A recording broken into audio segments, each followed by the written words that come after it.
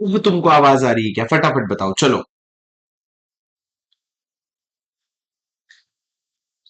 अब इसमें भी आवाज नहीं आएगी तो फिर छुट्टी छुट्टी मजा ही आ जाएगा। फिर तो सर आपका कोर्स टाइम पे खत्म होना आपकी जिम्मेदारी है, हमको तो छुट्टी के मजे मिलेंगे। हाँ जी बोलो सर। आवाज आ रही है आपको मेरी?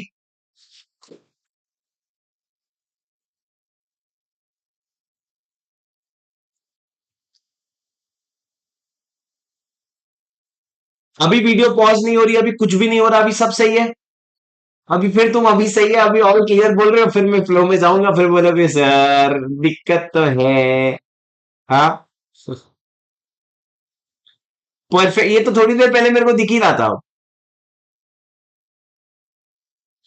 किसी ने कुछ ज्ञान दिया, रुक जाओ। किसी ने कुछ ज्ञान दिया, रुक जाओ। सर अगर 20% बच्चों को भी प्रॉब्लम है तो उनका सर यूट्यूब पे आ रहा है, लेकिन कुछ है जिनको प्रॉब्लम नहीं है, आज शायद कल होगी। वो बोल रहे हैं ऐप पे भी पढ़ाओ क्योंकि उनको प्रॉब्लम नहीं है।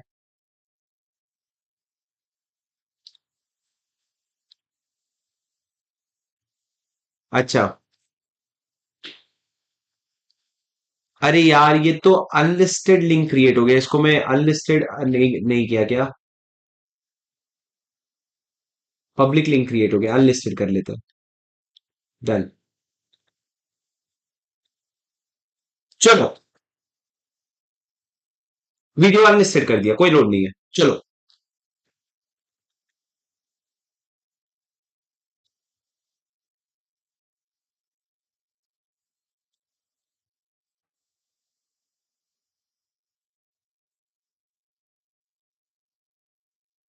कालीन भैया बोल रहे हैं सर यूट्यूब पे ले लीजिए, ले लीजिए, लिया कीजिए, दिक्कत हो रही है। ऊपर भैया कह रहे हैं, सैयद भैया कह रहे हैं कि सर आप ऐप पे ले लो, जिनको दिक्कत हो रही है।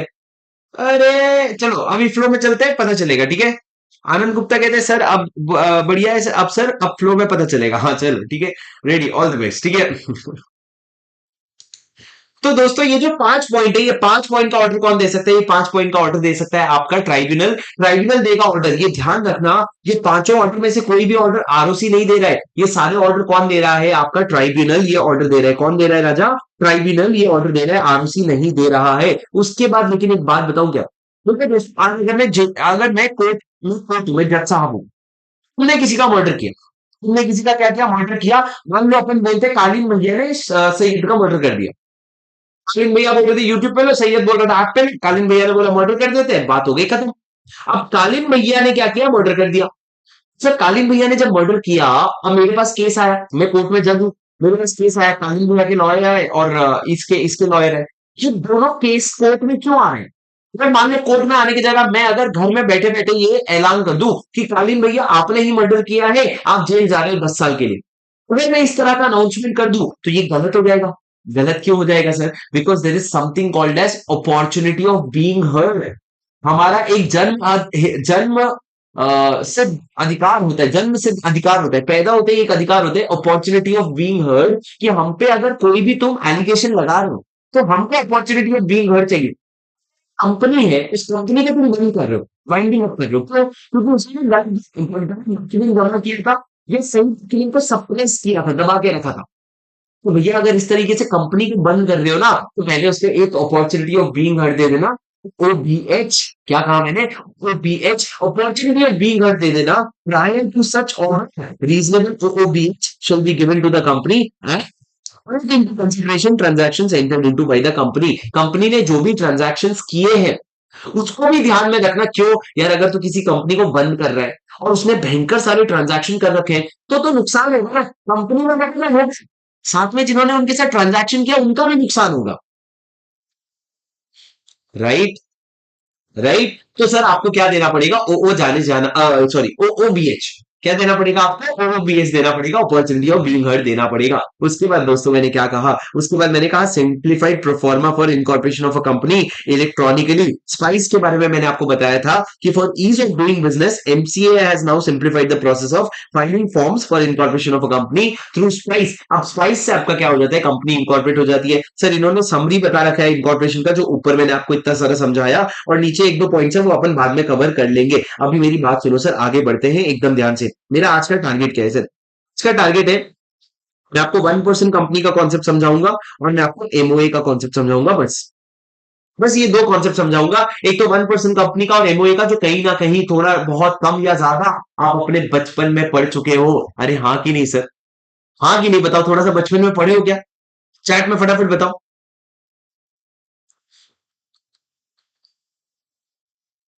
अभी तक तो 30 बच्चे टेलीग्राम ऐप पे भी देख रहे, सॉरी, मेरे ऐप पे भी देख रहे। मेरे को समझ नहीं आ रहा ऐप में क्या देख रहे।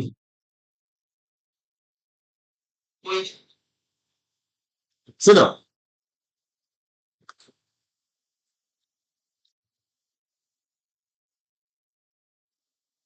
चलो सर, 1% कंपनी के बारे में पढ़ेंगे। मेरी बात एकदम ध्यान से सुनना। 1% कंपनी क्या होता है राजा? राजा, 1% कंपनी क्या होता है? आपको बताओ, 1% कंपनी का कॉन्सेप्ट जो है ना, पहले इंडिया में नहीं हुआ करता था। तो आप गेस कर सकते हो पूरे वर्ल्ड में सबसे पहला 1% कंपनी कौन सा था? गेस कर सकते हो पूरे वर्ल्ड में सबसे पहला 1% कंपनी कौन सा था? ये 1% कंपनी का एक बहुत रिनाउंड एग्जाम्पल है, कोई दे सकता है? आपको पता है? amazon amazon जो आज के डेट में एक बहुत बड़ी पब्लिक कंपनी है, वो शुरुआत जेफ बेजोस ने की थी एज अ 1% कंपनी। 1% कंपनी क्यों बना, समझना सर। अगर एक इकलौता पर्सन बिजनेस करना चाहता है, उसके पास क्या ऑप्शन था? Partnership form? नहीं सर, अकेला इंसान नहीं। अगर अकेला इंसान बिजनेस करना चाहता है तो उसके पास एक ही ऑप्शन था कि वो प्रोप्राइटरशिप फर्म खोले, और फर्म खोल सकता था। और आपको पता है कि प्रोप्राइटरशिप फर्म और इंसान के बीच में ना कोई फर्क नहीं होता था। कोई फर्क नहीं होता था, दोनों both were considered one and the same brand है। आज भी जैसे मैं इंडिविजुअल हूँ और मेरा जो रैंकर्स वे है, लेकिन वो प्रोप्राइटरशिप फर्म, तो अगर वो प्रोप्राइटरशिप फर्म है तो मेरा और रैंकर्स वे का रिटर्न एक ही जाता है। उसकी पूरी इनकम मेरे टीजीपी में चले जाती है। तो हम दोनों को अलग अलग नहीं माना जाता था। इसीलिए हमको क्या लगा कि अगर जिस रैंकर्स वे को और मेरे को अलग अलग नहीं माना जा रहा है, तो मैं जब रैंकर्स वे का बिजनेस चला रहा हूँ, तो मेरा रिस्क बहुत लिमिटेड है। मेरी रिस्क टेकिंग कैपेबिलिटीज, रिस्क लेने की मेरी ताकत रिस्ट्रिक्ट हो रही है। क्यों? क्योंकि मेरे को पता है कल को कुछ भी होएगा यार, सीधा मेरी तरफ इम्पैक्ट मेरे पे आ जाएगा। कल को होगा सब अच्छा अच्छा, पर मान लो मैं गलती से बुरा होगा, बुरा तो मेरे साथ आ जाएगा। वो किसी के कॉर्पोरेट डील हो में कोई दीवार पे है नहीं। तो इसीलिए सर हमने बोला कि लोगों को थोड़ा सा मोटिवेट करने के लिए, इंडिया में थोड़ा सा उनको बिजनेस रिस्क लेने की ताकत देने के लिए, हमने बोला एक काम करते हैं, हम ना 1% की कंपनी भी खोलना शुरू करते हैं, जहां पे 1% कंपनी में सिर्फ एक ही शेयर होल्डर होगा। तो उससे ज्यादा शेयर होल्डर की जरूरत नहीं है, एक ही शेयर होल्डर होगा। और फर्क सिर्फ ये होगा, यहाँ पे कॉर्पोरेट व्हील होगा। Company is a separate legal entity and the person is a separate legal entity. मैं अगर मान लो जेफ बेजोस समझ लो, जेफ बेजोस था और Amazon करके उसने अगर 1% कंपनी खोला, ये Amazon 1% कंपनी जो है ना, ये एक सेपरेट एंटिटी है और जेफ बेजोस एक सेपरेट पर्सन है। वो अपने नाम पे लैंड होल्ड कर सकता है, प्रॉपर्टी होल्ड कर सकता है, वो अपने नाम पे फैसिलिटीज ले सकते हैं। कोई इम्पैक्ट उसके इंडिविजुअलिटी पे नहीं आएगा। वो कंपनी का हिसाब किताब अलग, उसका हिसाब किताब अलग रहेगा। जिस good thing to happen, and that is how 1% company operates. 1% company का फायदा यही है कि आप इकलौते मेंबर भी कंपनी खोल सकते हो, कंपनी के फायदे उठा सकते हो। उससे क्या होगा, इसका जेफ बेजोस जब कंपनी चला रहे हैं तब उसकी रिस्क लेने की थोड़ी ताकत बढ़ जाएगी, क्योंकि उसको पता है उसकी लाइबिलिटी शायद लिमिटेड रहेगी। उसकी लाइबिलिटी जो है वो लिमिटेड रहेगी, अनलिमिटेड लाइबिलिटी नहीं रहेगी। क्या तुमको मेरी बात समझ में आ रही है? हाँ सर। कॉन्सेप्ट बाहर फॉरेन में होता हुआ देखा, तो हम लोगों ने मेरे को भी चाहिए, हमको भी ममता करके हमने क्या किया, इंडिया में 1% कंपनी का कॉन्सेप्ट लाया। अब सर 1% कंपनी में हमेशा याद रखना कि 1% कंपनी में ना दो चीजें होती है। 1% कंपनी में ना दो जगह होती है। एक जगह होती है मेंबर की। मेंबर यानी कि क्या? मेंबर यानी कि जो कंपनी को चलाता है, जो कंपनी का सेल मेंबर होता है, इकलौता मेंबर होता है। लेकिन सर आपको पता है ना, जब आप एक कंपनी में थे तो कंपनी में एक वर्ड यूज करते हैं हम, परपेचुअल सक्सेशन। परपेचुअल सक्सेशन मतलब क्या सर? परपेचुअल सक्सेशन मतलब मेंबर रहे या ना रहे, कंपनी जो है वो चलते जाएगी। अब सर एक बात समझो, अगर जेफ ने क्या बनाया था, कंपनी बनाया था, जेफ नहीं रहेंगे तो उनके दिमाग में कंपनी अपने आप कैसे चलती जाएगी? किसी को तो लाना पड़ेगा ना। इसलिए जेफ पहले से क्या करेगा, हर मेंबर क्या करेगा, अपना एक नॉमिनी असाइन करेगा। बोलो क्या असाइन करेगा?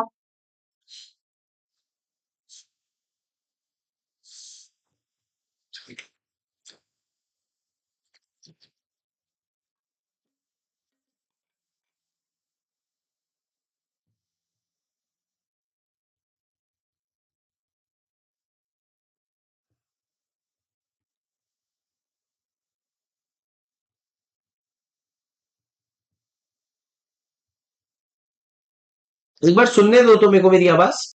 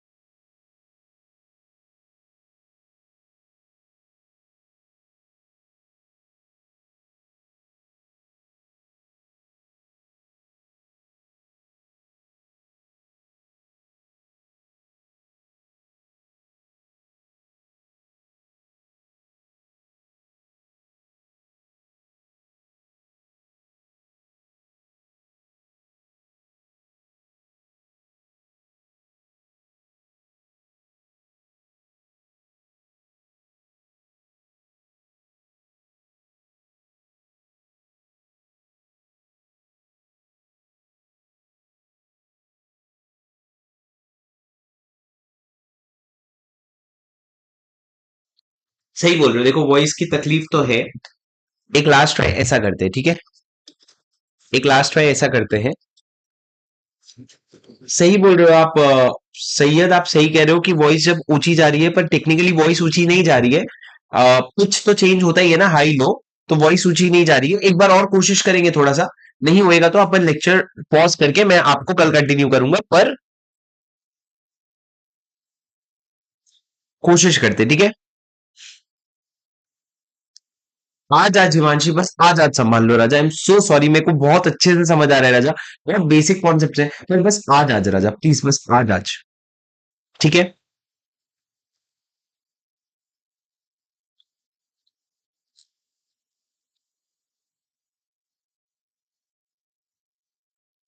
चलो गाइस, सुनो मेरी बात।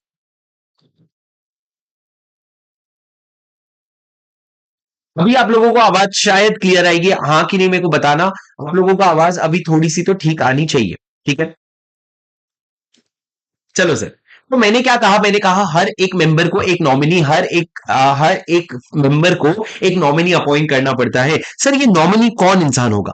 ये नॉमिनी कौन इंसान नॉमिनी बनेगा? ये नॉमिनी वो इंसान नॉमिनी बनेगा जो मेंबर की अगर डेथ हो गई, ये मेंबर की अगर डेथ होने के बजाय मेंबर अगर इनकेपेबल होगा।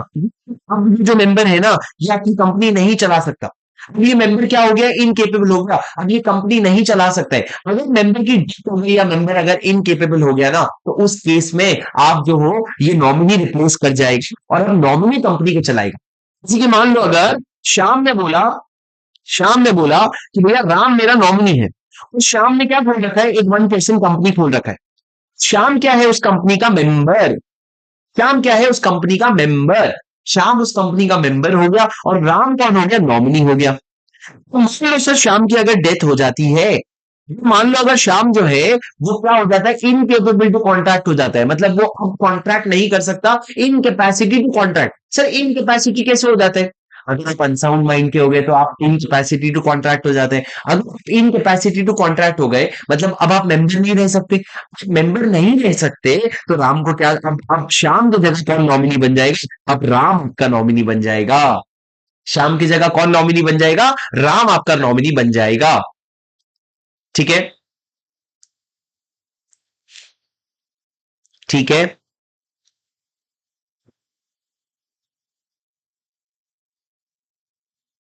सर्कल थोड़ा डीप रिवाइज करवा देना, हाँ थोड़ा डीप करवा दूंगा देखो रिवाइज, ठीक है। सुनो मेरी बात।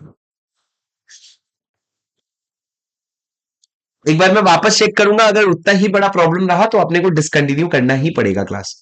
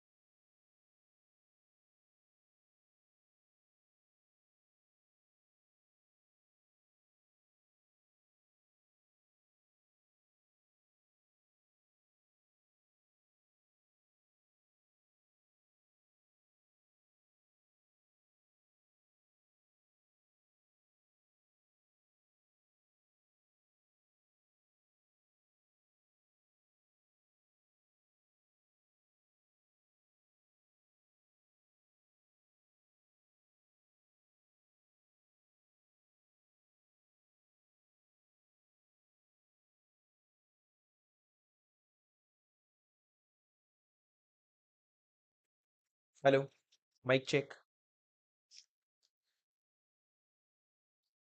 गाइस, अब बताना जरा। अब मैंने एक दूसरा माइक लगाया है, बताना जरा उसमें आवाज क्लियर है क्या?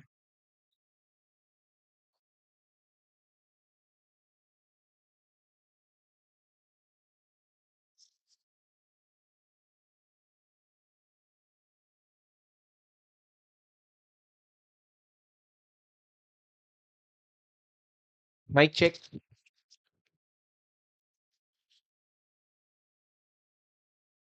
और वापस से तुम ऑल क्लियर बोलोगे तो मैं मानूंगा भी कैसे, क्योंकि ऑल क्लियर तो रहता ही है शुरू में हमेशा। हाँ, बड़ा डिस्टरबेंस है आज। Mic check.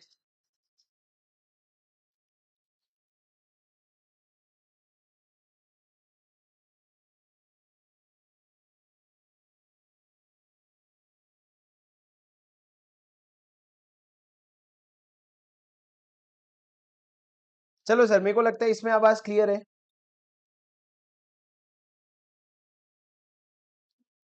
ऋषभ कहता है ओल्ड इज गोल्ड, सैयद कहता है old is gold because old is gold, सब। सर ये मजा ही आ गया सर। ठीक है, चलो अब मजा ही आ गया बोल रहे हो तो शुरू करते हैं। दोस्तों, रिकॉर्डिंग वाले वापस से आपको बताऊंगा, ये जो बीच में पॉज प्ले हो रहा है ये सारे टेक्निकल इश्यूज रिजॉल्व करने के लिए हो रहे हैं। कभी माइक आ गया बीच में, कभी माइक चेंज हो गया, ये सारी चीजें हो रही है, पर आप लोगों का उम्मीद है फ्लो बना हुआ है। तो मैंने क्या कहा, अगर श्याम एक मेंबर है और श्याम अगर एक ओपीसी खोलता है तो वो किसी को नॉमिनी बनाता है, इसका मतलब ये है, वो किसी को नॉमिनी बनाता है, इसका मतलब ये है कि वो, अगर श्याम की डेथ हो गई या श्याम इनकेपेबल टू कॉन्ट्रैक्ट हो गया, इनकेपेसिटी टू कॉन्ट्रैक्ट हो गया, तो राम जो है वो नॉमिनी बन जाएगा। तो सर ये याद रखना, ओपीसी में दो लोग होते हैं हमेशा, एक होता है मेंबर, एक होता है नॉमिनी। अब क्या मेरे को एक चीज बता सकते हो सर, ओपीसी में कितने मेंबर्स हो सकते हैं? ओपीसी में एक ही मेंबर हो सकता है सिर्फ, एक से ज्यादा मेंबर नहीं हो सकते। सर मेरे को बताओ, ओपीसी में कितने नॉमिनीज हो सकते हैं? एक मेंबर के बदले में कितने नॉमिनीज हो सकते हैं? सर अगर मेंबर एक है तो उसके बदले में नॉमिनी भी कितने बनेंगे? एक ही नॉमिनी बनेगा। सर अगर आपको नॉलेज के लिए पूछूं तो एक ओपीसी में कितने डायरेक्टर्स हो सकते हैं, बताना जरा। अगर मैं आपसे पूछूं एक ओपीसी में कितने डायरेक्टर्स हो सकते हैं, बताना जरा।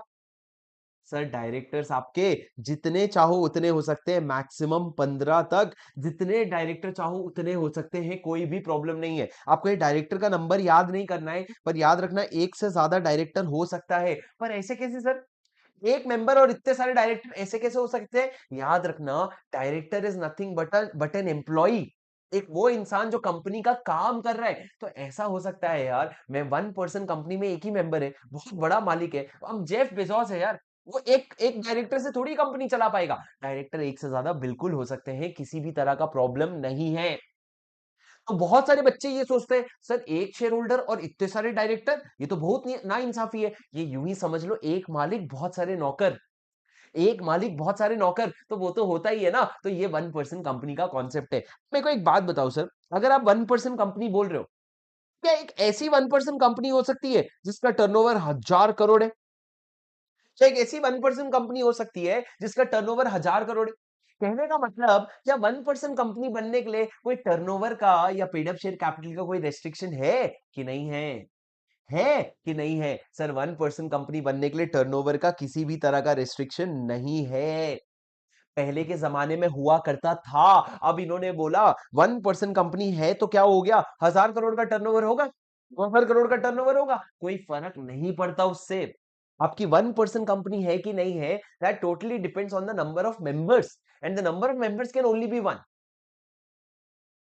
ठीक है, आवाज अभी पक्का प्रॉब्लम क्लियर है?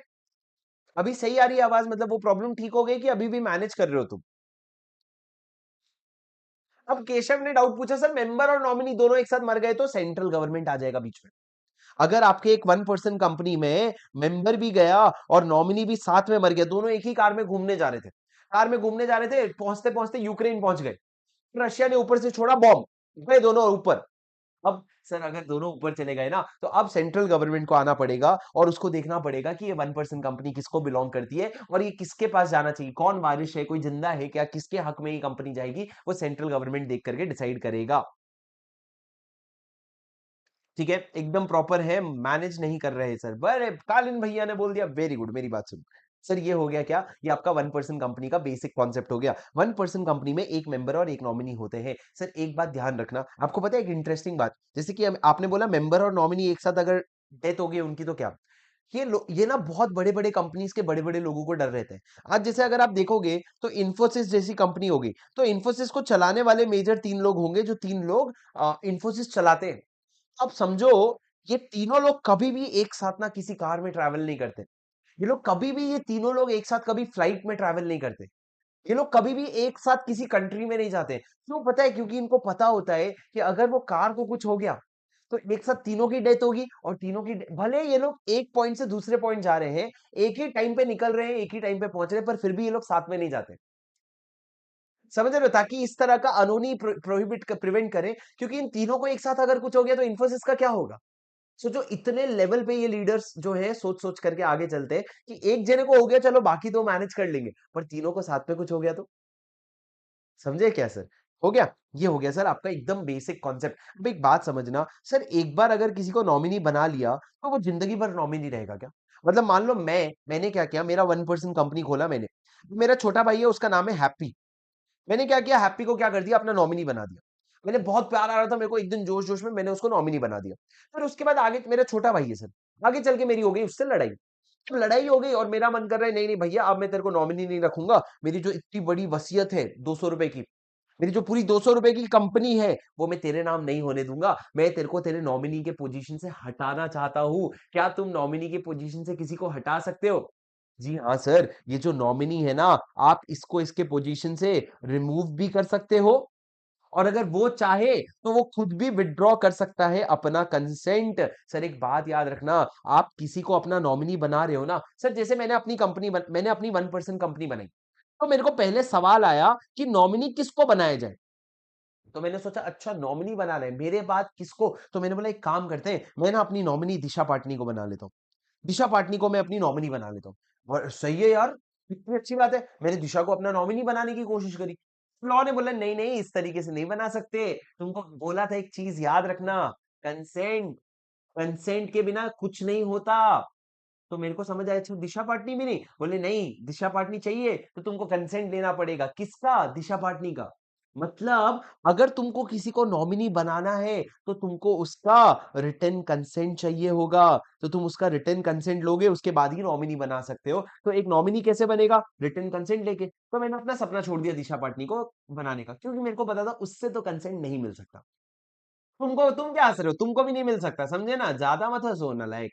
तो कंसेंट से इसका दिशा पाटनी का तो नहीं मिल सकता, तो अब हमने बोला चलो भैया फिर घर में एक काम करते हैं, हैप्पी को ही अपना नॉमिनी बना सकते हैं, और किसी का नहीं तो अपने सगे भाई का तो भला कर लो।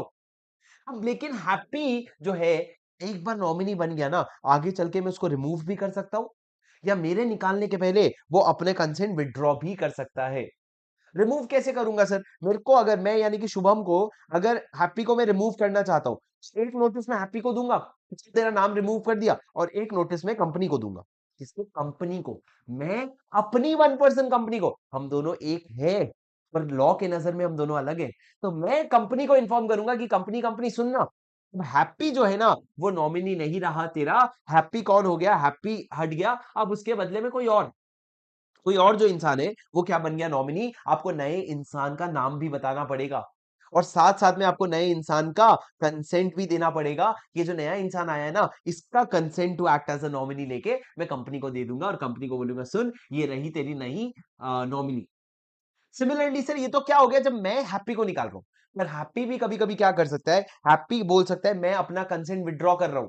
कंसेंट कैसे विड्रॉ करेगा? हैप्पी मेरे को और हैप्पी ओपीसी को, दोनों को क्या भेजेगा? एक एक नोटिस कि मैं अपना consent to act as a nominee withdraw कर रहा हूं। अगर अब मेंबर को कुछ हो गया तो मैं तो नॉमिनी नहीं बनने वाला, मैं तो इस कंपनी का मेंबर नहीं बनने वाला, मैं अपना कंसेंट विड्रॉ कर रहा हूं। तो जैसे ही वो कंसेंट विड्रॉ करेगा ना, उसके कुछ दिनों के बाद एसएस को ढूंढना पड़ेगा रिप्लेसमेंट, और रिप्लेसमेंट में वो नॉमिनी ढूंढेगा, और वो नॉमिनी और उसका कंसेंट लेकर के आरुषि को बता देगा कि आरुषि आरुषि सुन, वो हैप्पी तो छोड़ के चला गया, ये ले बदले में मैं क्या लेके आ गया, बदले में दूसरा मेंबर लेके आ, नॉमिनी लेके आ गया, इसको अपना नॉमिनी बना ले, और देख इसका तो कंसेंट भी लेके आ गया मैं।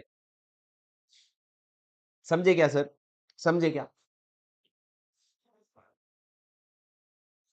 हाँ।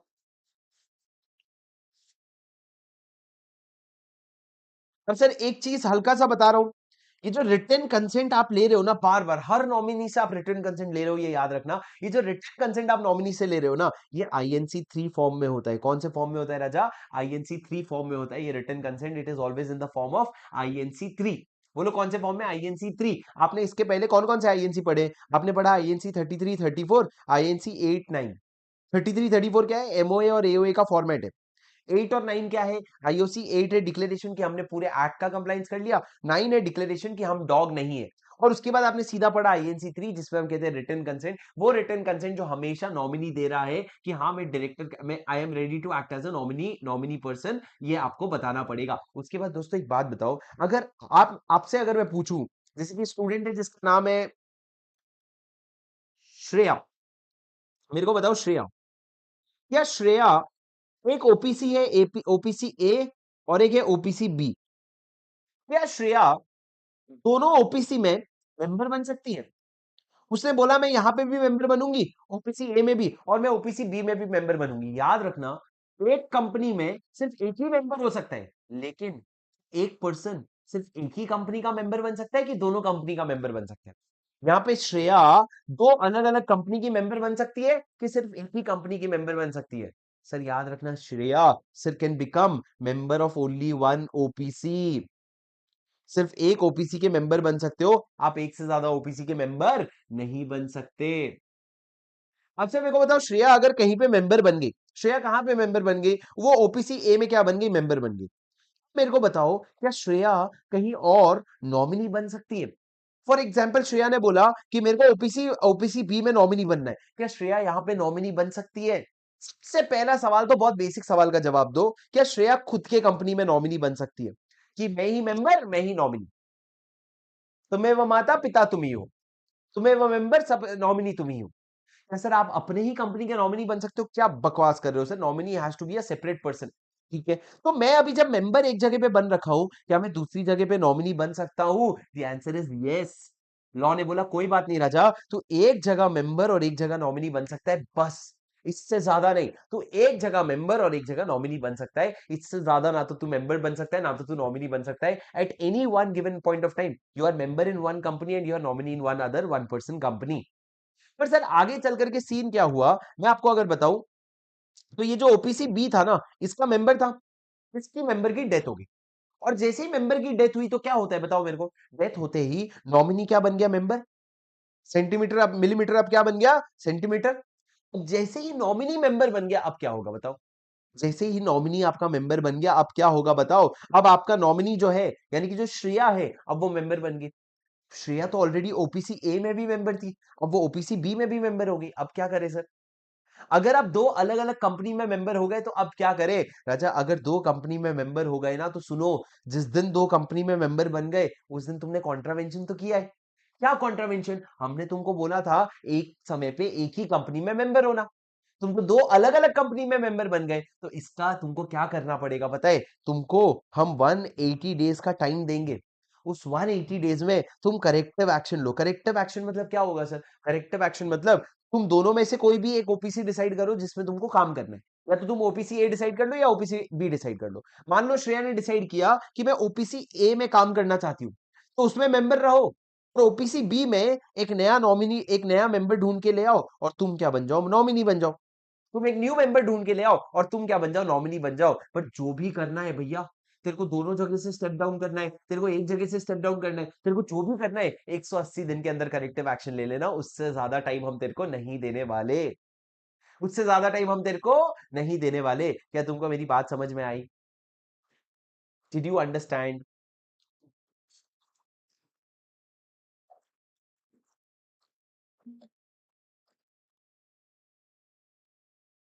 समझे क्या?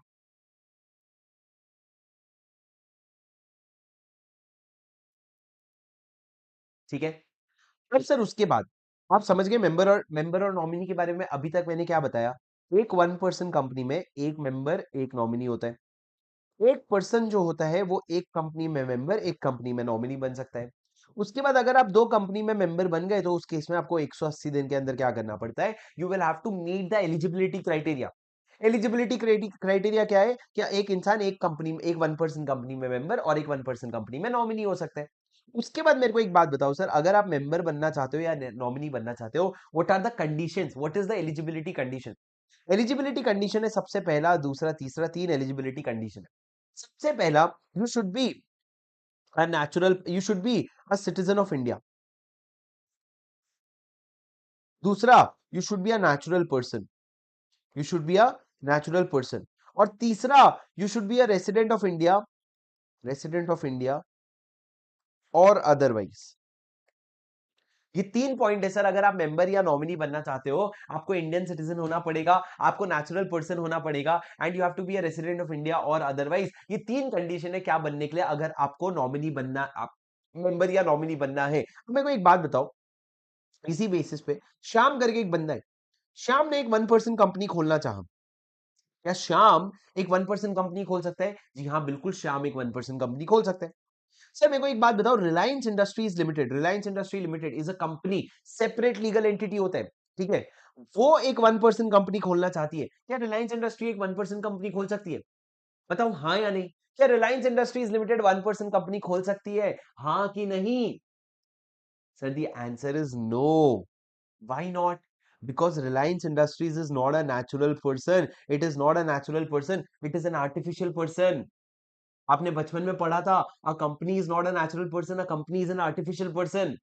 तो अगर एक आर्टिफिशियल पर्सन है ना, तो वो एक दूसरे आर्टिफिशियल पर्सन को क्रिएट नहीं कर सकती। A company can not form an OPC, an OPC has to be formed only by a natural person, and OPC has to be formed only by a natural person. क्या तुम मेरी बात समझ पा रहे हो? हाँ, हाँ जी सर, ठीक है, अब आगे बढ़ते हैं दोस्तों। उसके बाद आपको पता होगा, टेलीग्राम पे एक बार जमाना चला था, एक बार जमाना चला था, औरी करके, औरी औरी या औरगी करके कोई एक लड़का था, ठीक है? वो जो ऐसे करके पोज करके फोटो खिंचाता था, बहुत सारे बच्चे जो बाद में रिकॉर्डिंग देख रहे हैं, तुम शायद देखे भी नहीं होगे, उड़ चुका होगा उसका ट्रेंड, पर एक औरी करके एक लड़का था, ठीक है? मेरे को बताओ, वो अगर वन पर्सन कंपनी खोलना चाहे, बता दोगे? मेरे को पता है तुम चैट में फटाफट उसके नाम बता दोगे।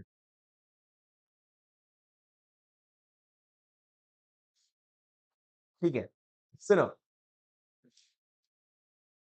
तुम मेरे को बताओ, एक औरी करके लड़का था, और हाँ, ओ डबल आर वाई, ठीक है?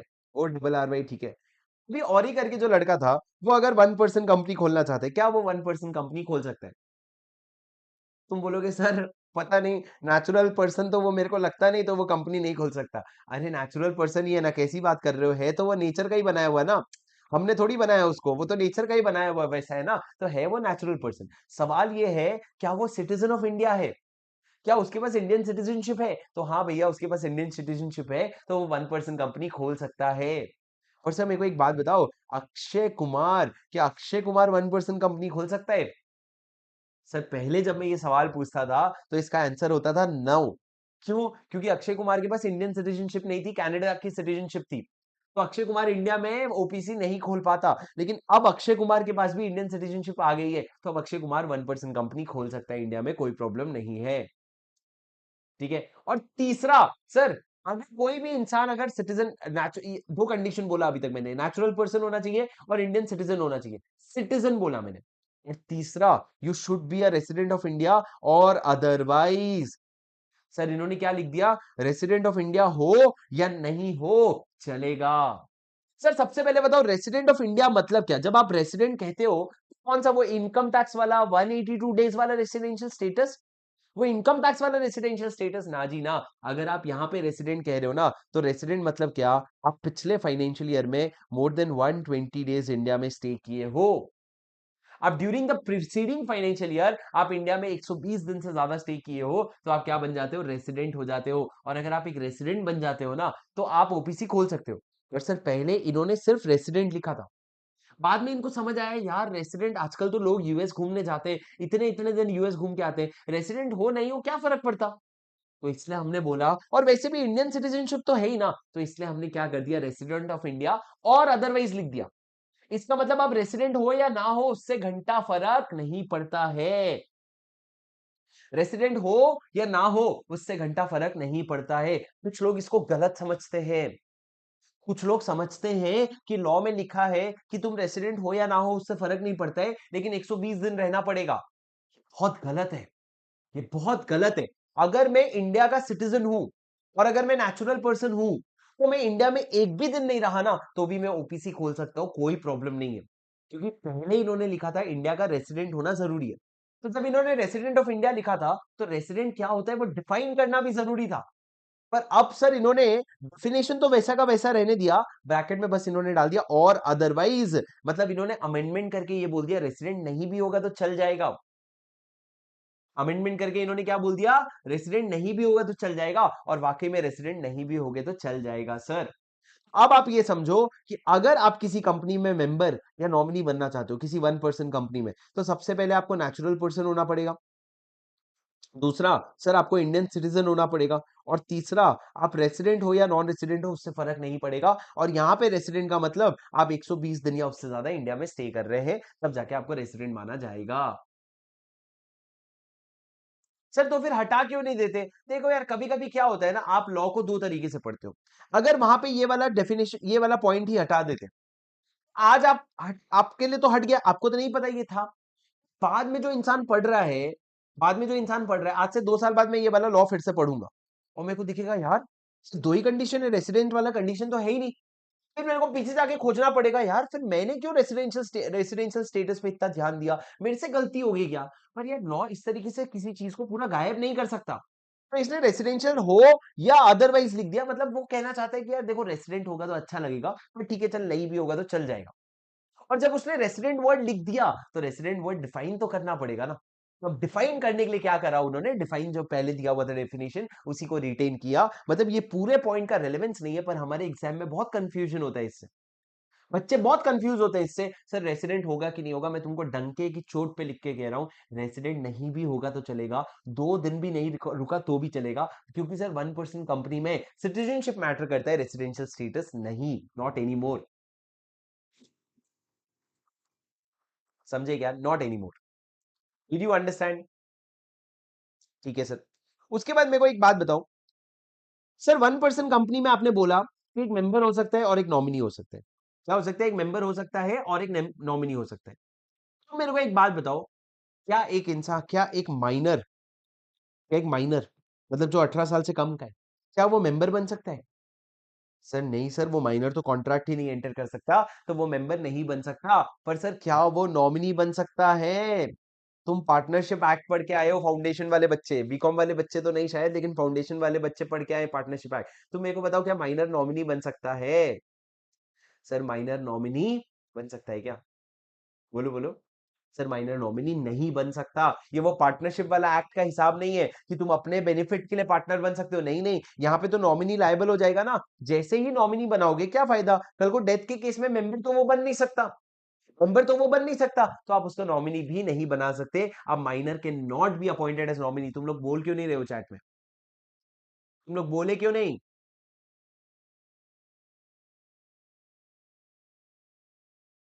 वेरी गुड, तुमने बोला, वो रिफ्रेश नहीं हुआ था। ठीक है सर, ये आप समझ गए बेसिक केस। अब उसके बाद मेरे को एक बात बताओ राजा, क्या एक क्या एक 1% कंपनी, सर 1% कंपनी में ना दो प्रोहिबिशन है जो आपको याद रहना चाहिए। 1% कंपनी में दो प्रोहिबिशन है जो आपको याद रहना चाहिए। 1% कंपनी के एक तो बिजनेस पे प्रोहिबिशन है, एक तरह के बिजनेस में प्रोहिबिशन है, और एक दूसरा कन्वर्जन में प्रोहिबिशन है। कन्वर्जन में प्रोहिबिशन है क्या है, आराम से सुनना, आपको सुनते ही समझ आ जाएगा। एक तो आपके बिजनेस में प्रोहिबिशन है, क्या? You can not do a particular business. कौन सा बिजनेस? आप non banking financial investment activity नहीं कर सकते। नॉन बैंकिंग मतलब आप बैंक के अलावा एक स्ट्रक्चर हो जो क्या कर रहा है, फाइनेंशियल इन्वेस्टमेंट कर रहा है। मतलब वो क्या कर रहा है, अलग अलग कंपनी के शेयर्स में इन्वेस्ट कर रहा है, अलग अलग कंपनी के बॉडी कॉर्पोरेट में इन्वेस्ट कर रहा है। किसमें? शेयर्स ऑफ कंपनी में इन्वेस्ट कर रहा है, बॉडी कॉर्पोरेट के शेयर्स में इन्वेस्ट कर रहा है। तो आप ये इन्वेस्टमेंट वाला काम एज अ 1% कंपनी नहीं कर सकते। क्यों नहीं कर सकते सर? एज अ 1% कंपनी मेरे को ये बिजनेस क्यों प्रोहिबिट किया गया है? लॉ बोलता है भाई तू 1% कंपनी क्यों खोल रहा था? बिजनेस करने के लिए। तू मेरे को एक बात बता, तू पैसा लगाएगा 1% कंपनी में और 1% कंपनी पैसा लगाएगा रिलायंस के शेयर्स में, तो उससे अच्छा सीधा तू खुद क्यों नहीं लगा लेता? तो हमने बोला सर खुद इसलिए नहीं लगा लेते क्योंकि कल को लॉस हो जाएगा तो यहां पे मेरा लिमिटेड लाइबिलिटी होगा, पर यहां पे अनलिमिटेड होगा। और लॉ ने बोला तो ये तो हमको चाहिए भी नहीं ना। हम तो चाहते हैं कि अगर शेयर मार्केट में तेरा लॉस हो तो वो तो तेरा ही लॉस हो ना, उसमें लिमिटेड लाइबिलिटी वाली बात ही क्या आती है। तो हम चाहते हैं लॉसेस जो हो ना वो पूरा तेरा हो भैया, at least when it comes to the share market. तो तू शेयर मार्केट में ना सीधा सीधा इन्वेस्टमेंट करेगा, तू अपने 1% कंपनी के थ्रू। आप क्या नहीं करोगे, आप इन्वेस्ट नहीं करोगे, हम आपको ये इन्वेस्टमेंट अलाउ नहीं करेंगे। क्या तुमको मेरी बात समझ में आई? डिड यू अंडरस्टैंड और did you not understand? Sir समझे? एक प्रोहिबिशन क्या है, हम आपको नॉन बैंकिंग, सर मेरे साथ याद करो, इसका शॉर्ट फॉर्म है non banking financial investment activity, NBFI. हम आपको non banking financial investment activity नहीं करने देंगे।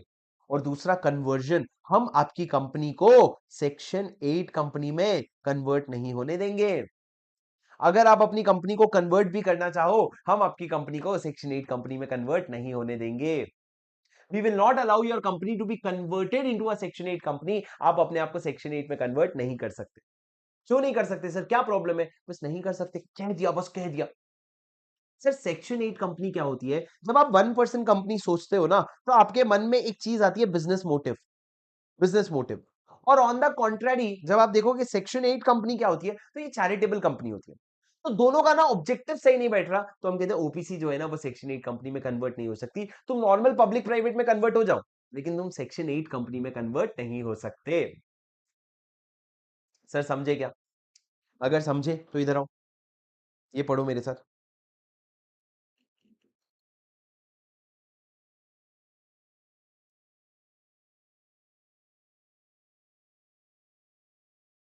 मैं जितना मार्क करा रहा हूं उतना पढ़ो, ये पढ़ो।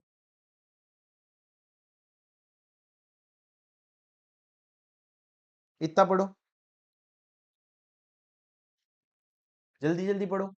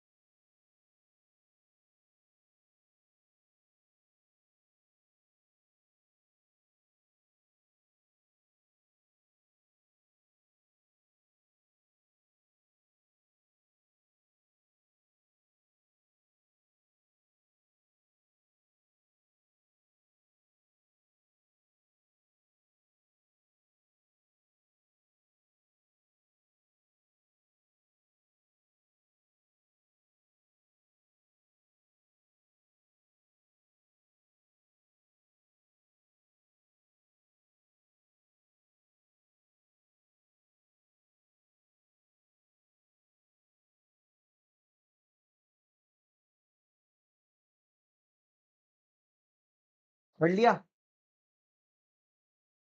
आगे का सुनो। सर उसके बाद ये पढ़ो, मेंबर ऑफ द ओपीसी में, जो भी मेंबर है, member but any time change the name of the nominee by, change कर रहे हो नॉमिनी को, मतलब तुम नॉमिनी को क्या कर रहे हो, रिप्लेस।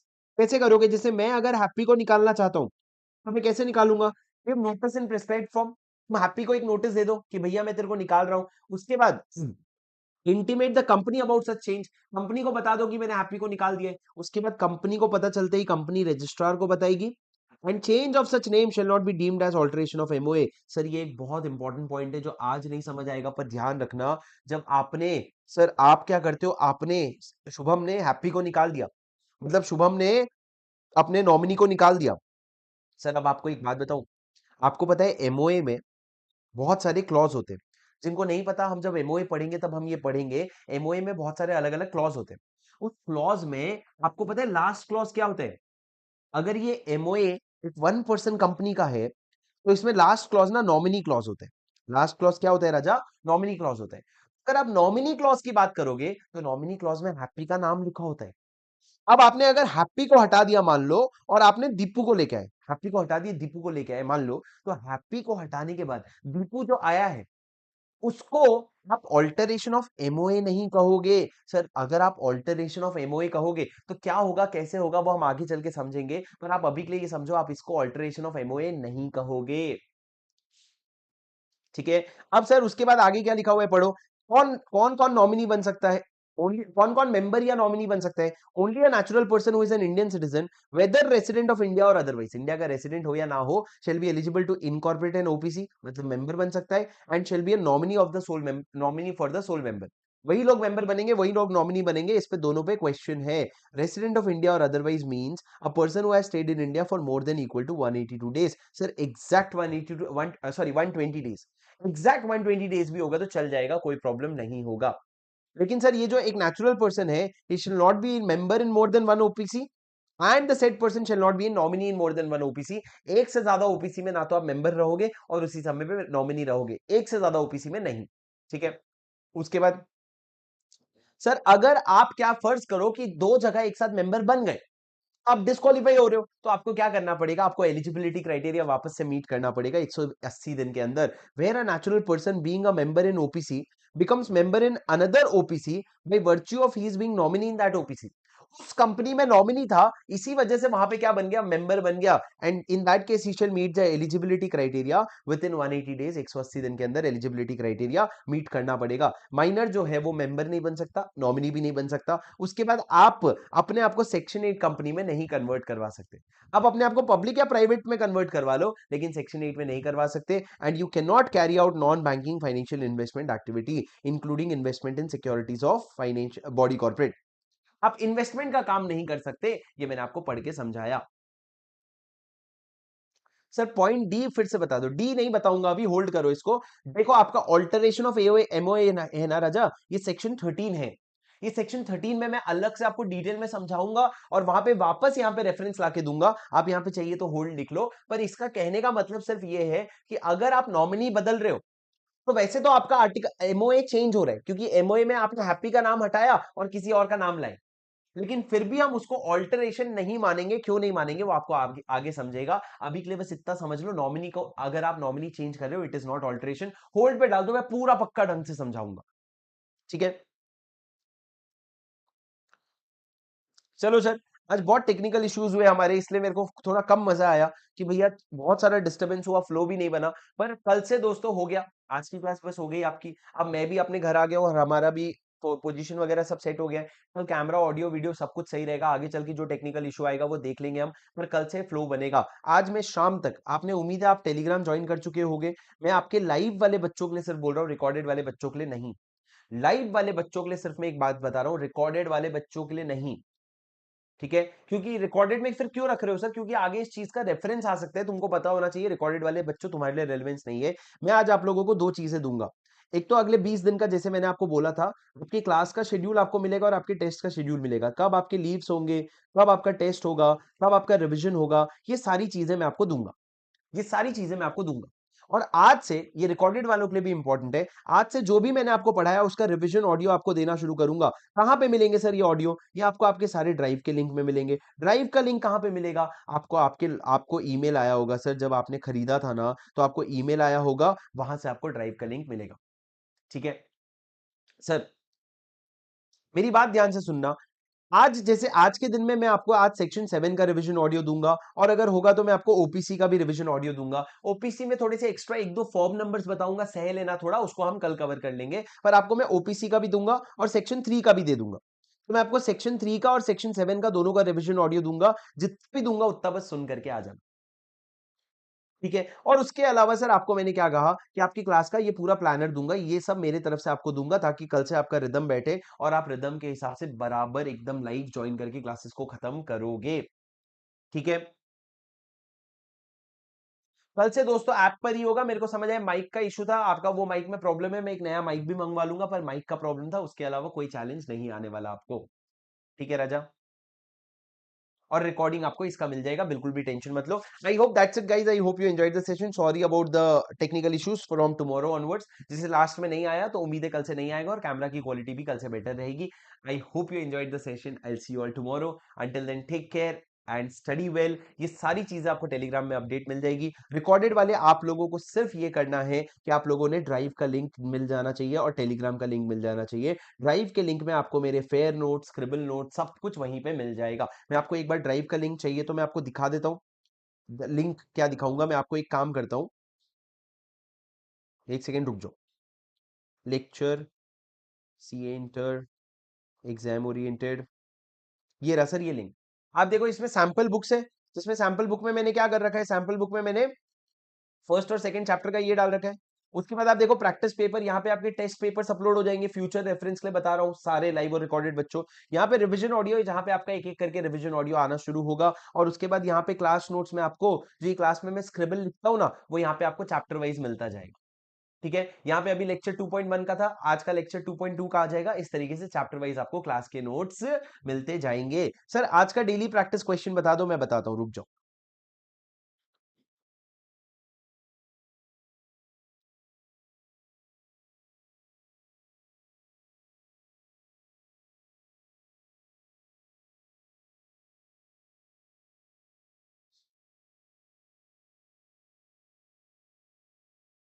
सर आपने क्या कल किसी ने खुद से डेली प्रैक्टिस क्वेश्चन लिखा? कल संडे है पर कल क्लास होगी राजा हमारी, क्योंकि हमारी येस्टरडे क्लास नहीं हुई थी, तो टुमारो अपनी क्लास होगी। ठीक है,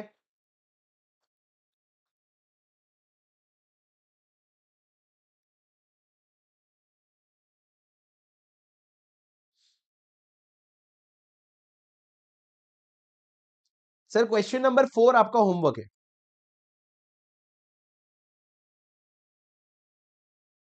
very good question, question number 4 आपका होमवर्क है। मैं आपको फिर से फ्लो बता दूं, क्वेश्चन रीड करना, कॉन्सेप्ट समरी बुक से समरी रीड करना, आंसर लिखना, और सबसे इंपॉर्टेंट उसके बाद आंसर को अपने क्वेश्चन बैंक से रीड करना। और जो भी आपको एक्स्ट्रा पॉइंट मिले वो अपने आंसर में जाके रेड कलर के पेन से लिखना कि ये पॉइंट लिखना भूल गया था या ये पॉइंट तो गलत लिखा है, ताकि बाद में जब आप अपने नोट्स को पलटाओ, जब आप अपने नोट्स के पेजेस पलटाओ, तो आपको वो सारे पॉइंट्स दिखे। रुक जाओ, मैं आपको एक सेकंड एक चीज दिखाता हूँ।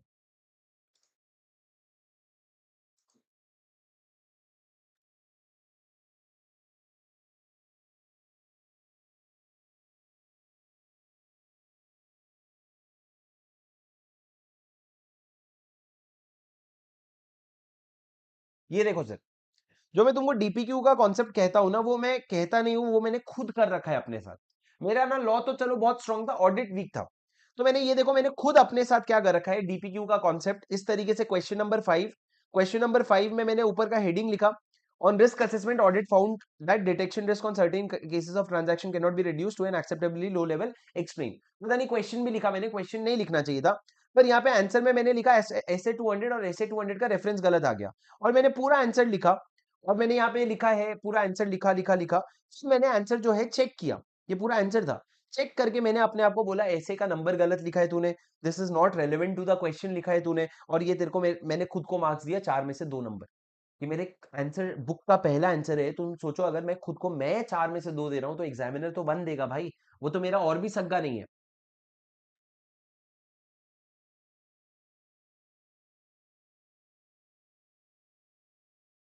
ठीक है, उसके बाद दोस्तों देखो आंसर नंबर 37 आप देखोगे, तो रेलेवेंट प्रोविजन में क्या है आपका, बेस्ड ऑन जो भी क्लॉज है, उसमें आप देखो रेलेवेंट प्रोविजन में मैंने यहाँ पे पूरा ये लिखा है प्रोविजन, फिर मैंने फैक्ट्स ऑफ द केस लिखे। और बाद में मैंने आंसर पढ़ा तो मेरे को दिखा फैक्ट्स ऑफ द केस ये लोग पहले लिख रहे हैं, तो मैंने लिख लिया टू बी रिटन फर्स्ट। यहाँ पे मैंने यहाँ पे लिखा, यहाँ पे आपको कुछ चीज लिखनी चाहिए थी, राइट हियर सी बिलो, क्या 1 मार्क तेरे को मिलेंगे इस चीज के, और मैंने ये लिख लिया। तो भैया ये ना ऐसे ओवर द पीरियड पूरा एक नोटबुक प्रैक्टिस किया ना, जाके ऑडिट में आए 55। ठीक है, और उतने ही मिलते हैं। तो इतनी मेहनत तो करनी पड़ेगी राजा, ये नहीं बोल सकते कि बिना करे हो जाएगा, इतनी मेहनत तो अपने को करनी पड़ेगी। ठीक है, ऑलराइट गाइस, चलो that's it, thank you so much, I will see you all tomorrow morning. जो लोग कह रहे हैं सर कोई और क्लास है, प्लीज आप वो क्लासेस को मैनेज कर लेना, या तो आप मेरी क्लास बाद में रिकॉर्डेड देख लेना, या उनकी क्लास बाद में रिकॉर्डेड देख लेना, पर मेरी क्लास का शेड्यूल फिक्स है और उसी टाइम पे मेरी क्लास रहेगी, और वो मैं आपको पहले से बता चुका हूँ राजा। ठीक है, सो डोंट माइंड, बट आप लोग जो 4-5 बच्चे हो जिनका उधर भी वो है, तो आप लोग क्या करो, आप लोग वो क्लासेस रिकॉर्डेड देख लेना, या तो उनकी या तो मेरी, जैसा आपको ठीक लगे, पर क्लास तो कल रहेगी। ठीक है, चलो guys, thank you so much, I will see you all tomorrow.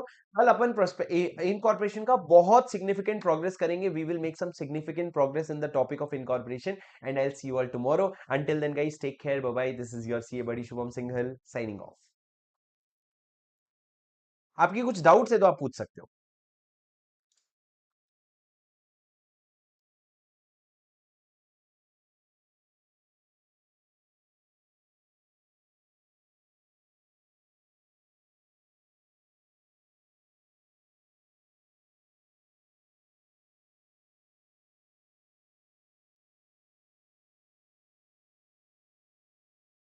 Sir आज की वीडियो आप पे कब तक आएगी राजा? शाम तक आ जाएगी, ठीक है। हाँ आ जाओ। संडे क्लास रहेगी क्या? संडे क्लास रहेगी राजा, मोस्टली तो रहेगी, क्योंकि जिस दिन बाकी दिन ऑफ रहेगा वो मैं आपको बता दूंगा। और राजा जो भी है कालिन भैया वगैरह, मैं समझ रहा हूँ क्लास है राजा, पर मैं क्या करूँ बताओ ना, सर की क्लास काफी दिनों तक संडे रहेगी, तो मेरे को संडेज क्लासेस लेने पड़ेंगी, क्योंकि मैं आपको कभी कभी वीकडेज में ऑफ दूंगा, तो मेरे को वो लेने पड़ेंगे। आप मेरी क्लास भले लाइव मिस कर लेना, आप सर की क्लास लाइव कर लेना, और मेरी क्लास शाम को आप टाइम निकाल के देख लेना। आज खा अच्छा। अदनान कुरैशी का मैसेज कैसा हो गया देखो। सर आप वीडियो पे कब तक आएगी? शाम को 9 बजे तक। नहीं, कल नॉर्मल 10 AM पे स्टार्ट होगा। पहले क्लास का रिदम बैठ जाए यार, फिर उसके बाद 9:45 वगैरह सब कुछ कर लेंगे। क्लास का रिदम बैठ जाए, अगले 2-3 दिन में रिदम बैठेगा क्लास का।